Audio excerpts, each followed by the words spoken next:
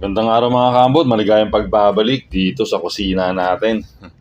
Ito, namalengke tayo ngayon at i-update ko lang sa presyo. Medyo natawa ako dito sa sili. Pero bago yan, bago nyo bilangin, ito muna.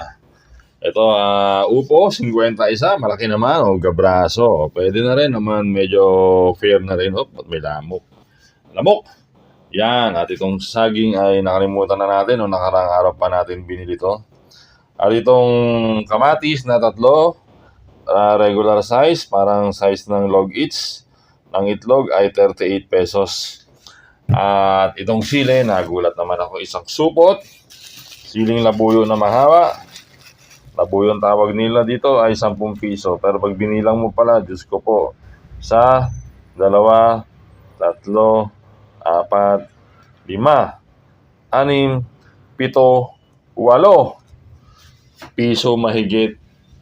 Grabe, ganyang kamahal ngayon ang mga gulay. Kaya kung hindi mo pabibigyan ng value ang mga baryang nagkalat sa tindahan, nako, tingnan mo kung gaano kamahal ang pera ngayon. Itong mga barya na to, nakikita natin to dito sa kalsada ng Manila.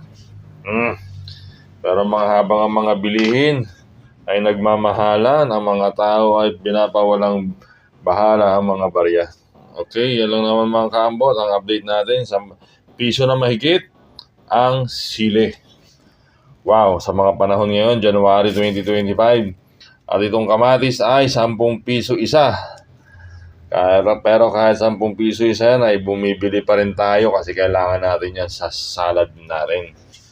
Okay, ngayon ay medyo tinipid na rin kasi ubos na ang bonus, ubos na ang sweldo, wala pa rin palang sweldo.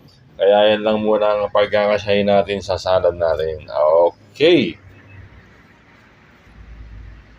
Yan lang mga kabot. Maraming salamat. At kung nakarelate ka naman sa aking video, baka pwedeng pakishare, pakilike at pasubscribe na rin ang Clover Finger. Prepare na tayo ng salad natin.